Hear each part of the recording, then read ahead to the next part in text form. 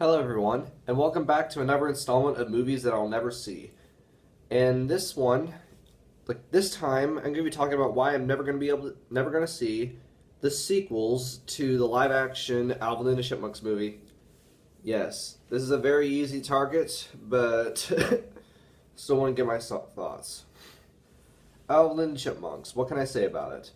Well, when I was a kid, I saw the animated movie that came out, and as for that movie, it's really well animated just because the director was able to hire a lot of ex-Disney animators at the time, and there are very catchy songs in it, but otherwise it doesn't really have that much going for it. At least it's kind of a mess, but it's a much better film than the live-action film, that's for sure. The live-action film was just awful. I really hate it. I mean, ugh, what do I even have to say about it? It's a lazily written story that has been done like a million times. All the jokes are awful. Many of them just rely on kitty crude humor. And not a single one of them hits the mark. And the only thing that's closest to being entertaining is, of course, the David Cross playing the Chipmunks' manager, or at least the record producer, who just is acting completely crazy the whole time and is loving it. That's pretty much it. So, I am just in... I would hate to just try watching those sequels, or squeakquels as they're called, which is an awful pun, where if they've gotten worse, which is typical for sequels, then I'd imagine that they'd be absolutely insufferable for me to get through. Because I've seen many people's reviews for all three of these sequels, and the second one has no focus, where it has a million plot lines that go nowhere. The third movie is just completely lazy and is just a nothing thing. And then there's the fourth movie, which was like, who even asked for it? And how did it get released right at the same day as Star Wars? Like, and we all know that people would rather see Star Wars. And the Chipmunks movies, to me, represent just pure and total laziness. I mean, when it comes to the Chipmunks themselves, we all know where it started. There was the song Christmas Time, or at least Christmas Time is Here. We all know that one. It's a silly little jingle. And then there was a song before it called Witch Doctor that had a similar concept to just being out the voice. However, these two songs became so successful that it spawned a franchise. It had a 60s cartoon, which I don't even know what it is. I'm not sure if it's good or not. It looks really cheaply animated. And then the 80s cartoon, which I think is okay, I guess. And obviously it spawned the movie that was released in theaters that was animated. So, it really is something that's just for kids, where there's a lot of cover songs done, which I can understand, like, seeing as fraudulent, because you're just taking a song, recreating it, and just having sped up voices, and that's really it. But, like, their new songs are ones that have, like, a much stronger argument, because it's new material. But these live-action movies represent everything I hate about kids' movies, to where they may not be the worst, but they are lazy, they don't try, and they pander, yet they still make money. It's like, not a lot, but it's enough to where it keeps getting sequels made. So that's substantial. It's like the producers behind these movies who I've heard that, like, the producers behind them include the son of the creator of the Chipmunks and his wife. It's like they just are happy to be making Chipmunks movies, and no one else cares. Just everyone else is just in it for a paycheck. Is like slap something together, put it out. We don't care. I've heard about an animated show that was like CGI. I don't know how that turned out. It's like, if it's any better than the live action movies, then there's no surprise there. And if there's one thing that's confusing about the Chipmunks movies, it's putting in references to R-rated films. I mean, that just doesn't make sense really, because why would you do it? It's like, when you have a reference in a movie, it's supposed to be kind of funny on its own.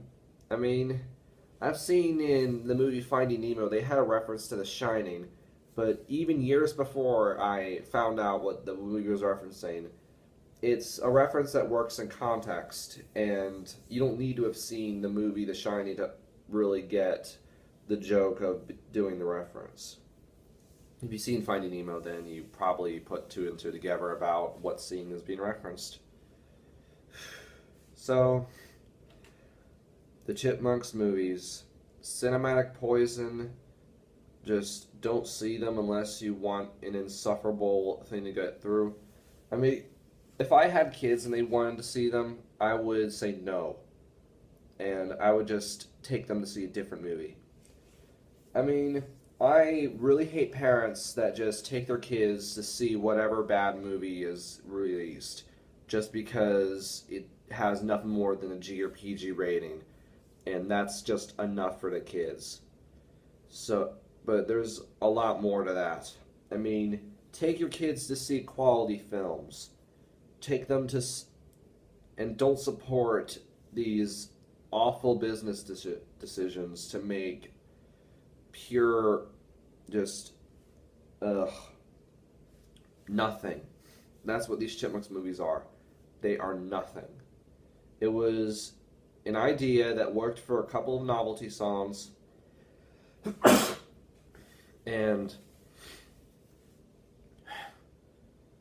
there is, I mean, I would not be surprised if there is studio involvement going on, because apparently the writers of the third movie also wrote the Kung Fu Panda movies, which is sad. Like, maybe the studio forced them to write under certain conditions, like that happens a lot. But yeah, that's a sad thing to have on your resume. Like, you write Kung Fu Panda, and then you wind up writing a Chipmunks movie. And it's obvious that you did it only for a paycheck. So, there's a lot of other kids' movies that are also enjoyable for adults. I mean, that's the thing about a lot of children's entertainment, is that it shouldn't be called children's entertainment. You should call it family entertainment, to where it's like, yeah, it might be, kids might be like an important mindset, like you have to make sure you're not too inappropriate for kids, but it also has to have something in there that's enjoyable for adults. Like, there's the animation style, there's clever writing. I mean, almost every Pixar film they released outside of Cars 2, which is a movie I'll never see. I could make an entire video about that, but I probably won't, because why should I? No one likes Cars 2. There's a lot of Disney movies on that list. There are a few duds. I mean, Chicken Little's terrible, and Rubber Bear is not good, and I can't even remember Home on the Range. But yeah, that's the thing. Just look through a catalog and just pick out like the best movies you can find on home video, and show your kids that, and don't take them to see terrible looking movies on the big screen. I mean, if you look at just how terrible those trailers were for the Smurfs movies, yet those made a lot of money. Well, the second one didn't really make as much, but it didn't make enough to where it was able to make a third movie. They just stopped. And starting over. Hopefully this new movie that's all animated, that actually takes place in the Smurfs world, has a better story than those other two. But I wouldn't know, because I won't see those either. I mean, I could be pretty open to watching kiddie stuff and stuff that's aimed for families. I mean, I was in a phase to where I felt a little uncomfortable watching them, but you just have to get past that and have an open mind. Or just focus on R-rated movies or PG-13 movies. Or mostly just R-rated movies because there's a lot of PG-13 schlock that is made by Hollywood studios.